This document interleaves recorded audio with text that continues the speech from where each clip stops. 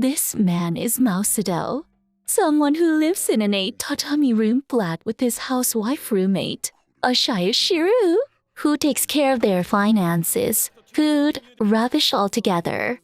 Maou Sadao-kun is a hardworking man who works at the nearby McDonald's with dreams of someday taking over the chain. His hardworking nature while flipping burgers and fries made his colleague Sasaki Chiho a big fan of his. On this particular day to work, though, he meets a lady who's caught in rain and graciously passes her his only umbrella before continuing his dreams conquering McDonald's. Anyway, Maou Sadao takes a break with Chiho while their supervisor, Kisaki-san, pops by to let them know of a staff campaign promotion for this month. Later, Mao-san finds that the fryer has broken down and realizes that he cannot win the first-class staff award if this continues, and considers using magic to resolve it, but gets interrupted by Kisaki-san. Fortunately, Kisaki-san only wanted to inform Mao-san that he has been promoted, which makes him very happy as that meant a pay rise. As he happily rides home, however, he meets the same umbrella lady from this morning. They say hi, but this lady realized that he tried to use magic and calls him out, asking why he, the Demon Lord, was working at McDonald's. Now hold on, to understand this, we must rewind a little bit. You see, in another realm called Ente Isla, demons, gods, and magic exist. Maou Sadao was actually the actual demon lord Satan of that world. And he had 4 generals. One of them is his current housewife, Ashaya Shiru. They launched a war on the humans in that realm and was on the path to victory before a hero named Amelia appeared. This hero gradually defeated all of Demon Lord Satan's generals before finally reaching the Demon Realm's castle and starts attacking the demon's home base. In a fierce battle within Satan's throne room, the hero's party managed to isolate Satan, forcing him to retreat from Ente Isla via a dark portal with Ashaya.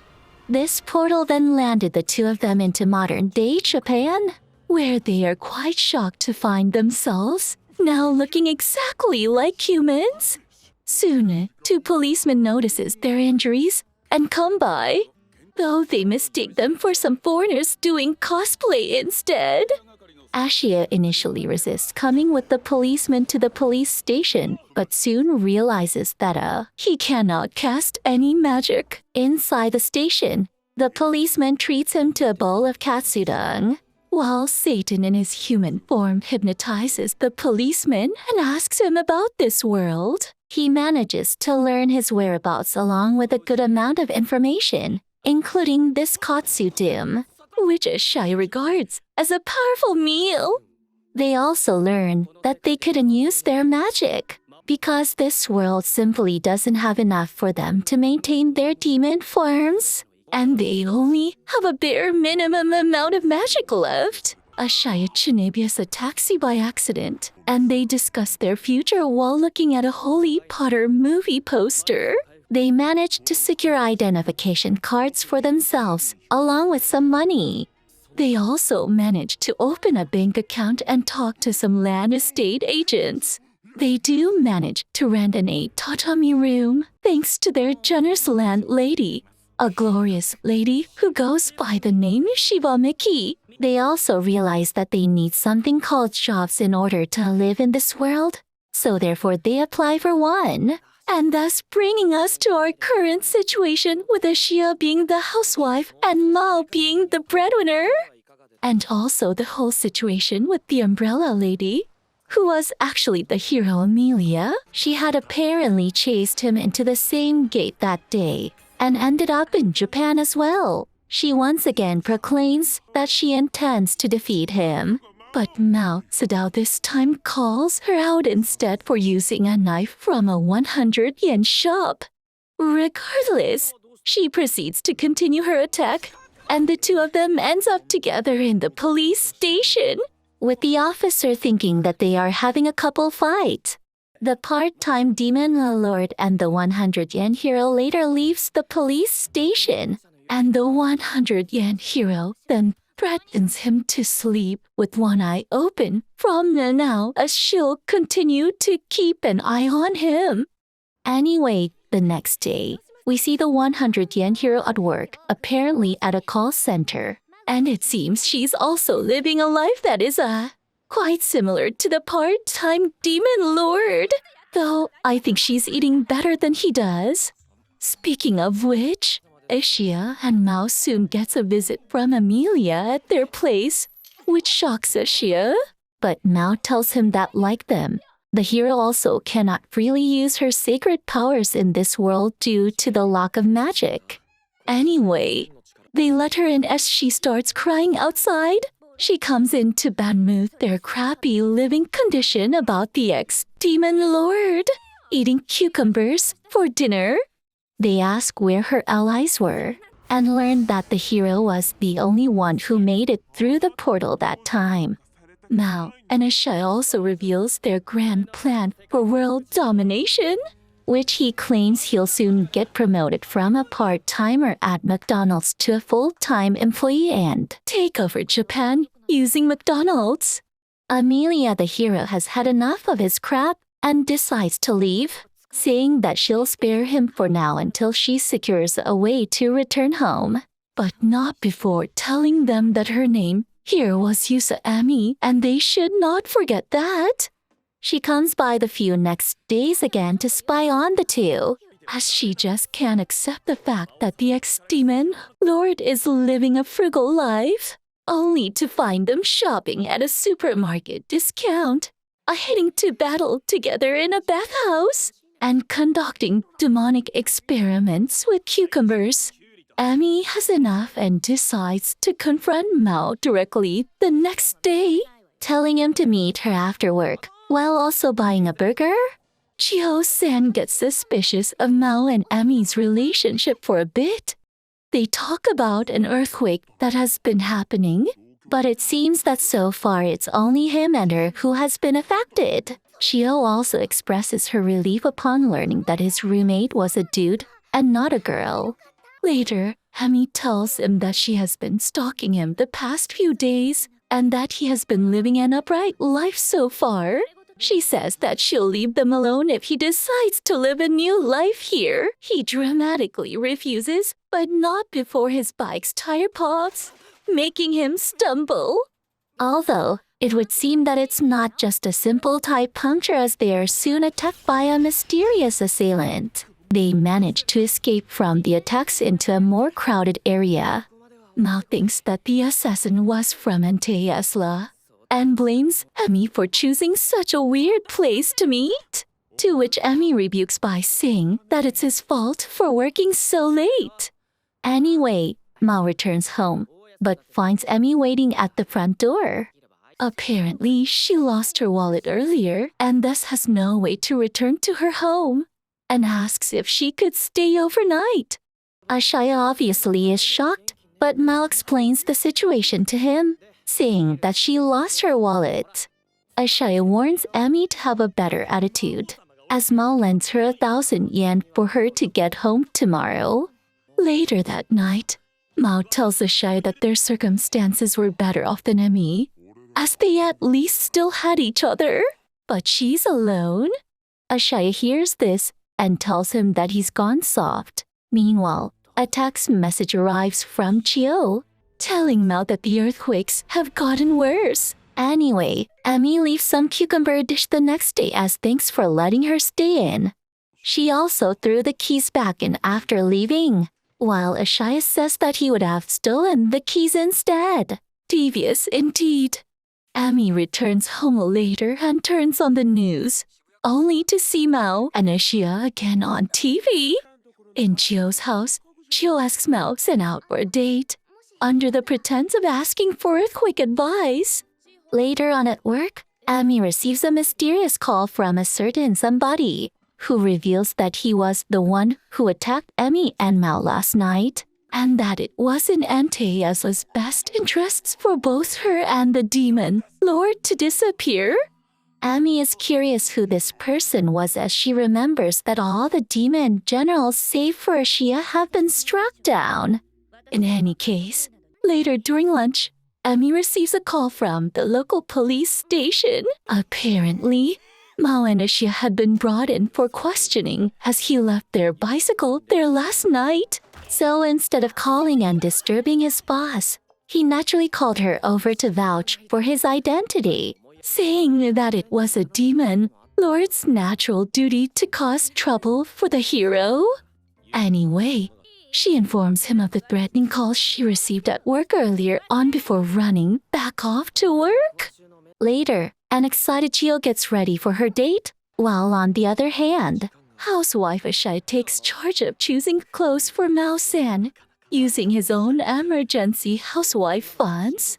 He tells Mao to take this more seriously as it takes a lot for a girl to confide in someone. Mao and Chio meet, and it seems Ashai's fashion sense works. The two decide to go to a nearby cave, and Chio asks if they could hold hands, which Mao agrees, though perhaps not for the reason Chio was hoping for. Anyway, Amy spots a suspicious Ashaya, and then also spots Mao and Joe sitting together in a cafe. She grabs Ashaya, demanding to know what Mao is trying to do, with Ashaya saying that it was just a simple date on the recent earthquakes. Amy and Ashia both realize that Joe has feelings for Mao-san. Amy claims that there's no way that such a cute girl would like the ex-demon lord, as she gets jealous of Gio's huge opie. Amy decides to interrupt their date, thinking that she might know something about the earthquakes. Gio, on the other end, tells Mao that she's been hearing things ever since she started working in McDonald's, starting with weird messages in a foreign language. Mao realized that this was a technique called Idea Link, a human ability allowing them to communicate over long distances. He thinks that this might be an attempt from Ente Isla to locate Amelia. Amy makes her appearance along with Ashaya, causing Mao to choke. Amy sits across to spy on them more, and as Chio was about to confess, Amy interrupts them for reals. She tells Chio not to believe him, saying that Mao is cruel and evil. Chio recognizes her as the crazy person from McDonald's and tells Amy to stop bothering them as Mao's ex-girlfriend. Amy hurriedly refutes her claims, and as the arguments heats up, an earthquake suddenly occurs. Amy and Chio are trapped beneath rubble as a result. But this also allows them to introduce themselves to each other properly. Amy reveals that Chio's affections for Mao was pretty obvious, and Amy continues to warn Chio not to get too close before putting her to sleep with a spell. Taking that as a cue, Mao reappears, seemingly much larger and now with his powers back. Just as Amy thinks she has to muster all her power to kill him again, Mao surprises her by using his powers to remove the rubble around them and cast protective barriers on the victims. A confused Amy later recounts her life back in Ente Isla, where she had a peaceful life with her father in the countryside.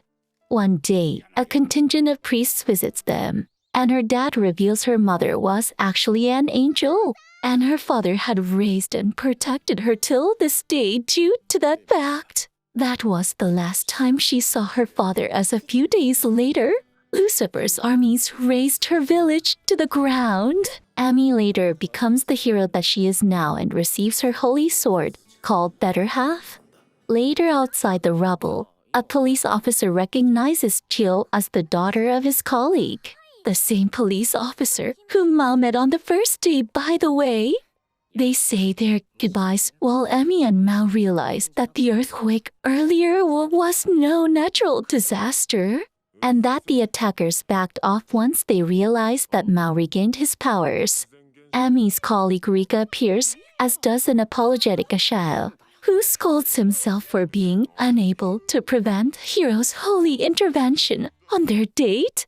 Amy spends the night at her colleague's place, and she learns that Rika was there in the Kobe earthquake when she was only a child. And her story reminds Emi of her own dark childhood, as Rika says that there's an angel and a demon inside everyone, and they can choose to be either. On the other hand, we see that Maou and Ashaya once again get a visit from some local policemen. I grew. The policeman mistakes them for some actors practicing their lines on the street, telling them to not give up on their dreams, while also warning them that there have been a lot of muggings in the area. Meanwhile, Rika also mistakes Maou as Emi's boyfriend. Seems to be the norm here. Emi wonders why Maou chose to save the people that night, and Xia makes a visit to Mao's place once again in the morning to return him her 1,000 yen. She also learns that Ishaya was still in depression after failing to protect Maou and Chio's date. Anyway, Maou tells Emi that she should go if she's done, but Emi slips on her way out the stairs and falls. The ex-hero, who once drove away Satan's armies and defeated the demon lord and his general Ashaya, thus has to receive first aid from the same demon lord and his general. Ashaya goes off to buy some bandages while Emi expresses her confusion at why the ex-demon lord was acting so unlike a demon lord, saying that she's never met a demon lord that was happy to have a high school girl by his side, nor a demon lord that would give a hero first aid. Emi wonders with tears in her eyes that if he was capable of such kindness, why did he have to attack the humans' cities, kill her father, and subject humans to suffering and grief? She tells him that she can't ever forgive him for what he has done. Maou apologizes, saying that he never really understood people back then. Just then, Cho and Ishio returns, giving Chio the worst impression possible, and she runs off. All of a sudden, the landlady Shibamiki also appears, giving Maou, Emi, and Cho's love triangle a perfect summary while also giving Ashio the scare of his life. Anyway, it seems that she's here to get the tenant's permission to upgrade the building. She also tells Maou that it was by no coincidence that Chio was targeted by Ideal Link, revealing to them that she knows more about their world than they think. Anyway, it seems that two of Amelia's allies were on her way to her, who came after detecting the magic pulses in Japan. As a crying Chio walks down the streets, she bumps into a suspicious dude with purple hair, who mumbles something about feeding on her despair. He reveals his black wings and attacks. Mao's party comes close and realizes that he was the fallen angel Lucifer, one of Mao's past demon generals. Emi expresses her shock as she clearly recalls impaling him with his sword. Lucifer's hidden friend in the shadows reveals himself as well, and it turns out it was the Archbishop Orba, one of Emi's old allies. Just as Emi wonders why Orba was doing this, Maou then casually reveals Orba's schemes, saying that he wanted to kill the hero and demon lord because he didn't want the hero to lord over him once the war was over. He also tells him that his voice lines are terrible, saying that those lines don't even appear in B-tier movies anymore. But in doing so angers Ashia, who realizes that Maou has been spending money on movies when he should have been frugal. Lucifer has had enough and shoots Ashia, who in labor breaths, tells Maou that he should at least wait for discounts next time. Lucifer continues his attacks and causes much destruction to the surroundings. Maou and Emi with their limited magic can only escape. But Maou figures out that Lucifer's behind the recent muggings, as he was trying to terrorize the people and feed off their negative emotions in the process. Lucifer overhears and asks Maou why he hasn't chosen to do the same.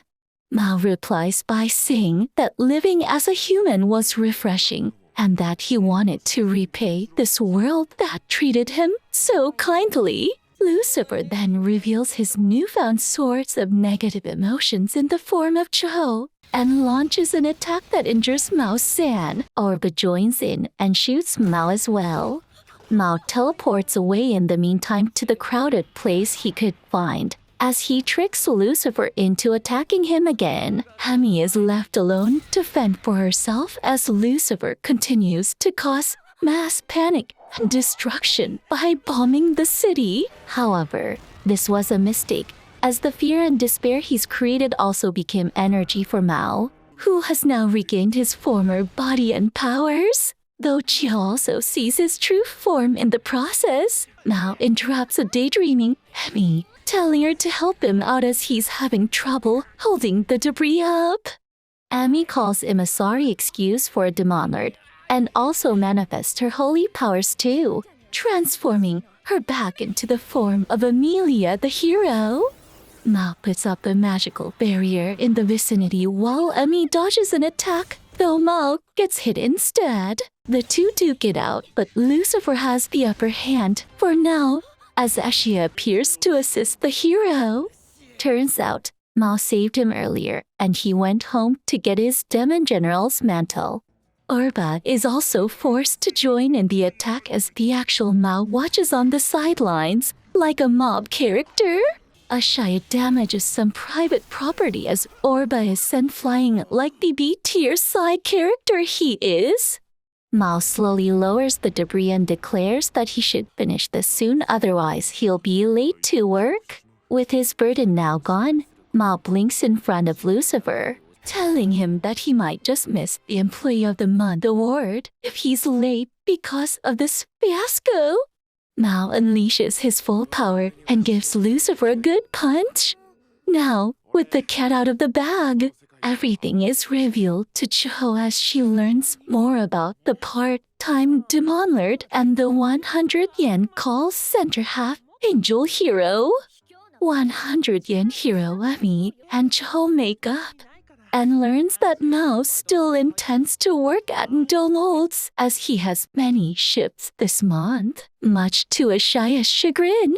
Emi also learns that Lucifer was the one who called her at work and also stole her wallet. Amelia's past allies arrive as they take in the view of the part-time Demonlord and his housewife General. They get invited to the Demon Lord's castle in the meantime, while Maou and his party stay behind to fix the damage done, with him using his remaining magic to undo the damage. Anyway, it turns out that the ideal link was caused by Ami's past allies as they tried to find Ami in this world. They comment that the Demon Lord has become quite the stud in this world, which causes Gio to blush out. And Maou and Ashai to freak out too.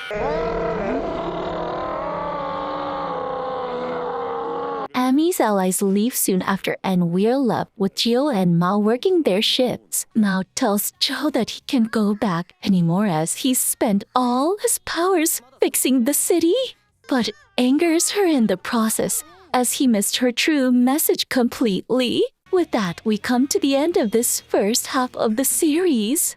Don't forget to drop a like or a sub if you enjoyed the video and turn on the notification bell so you don't miss out on future videos. Goodbye.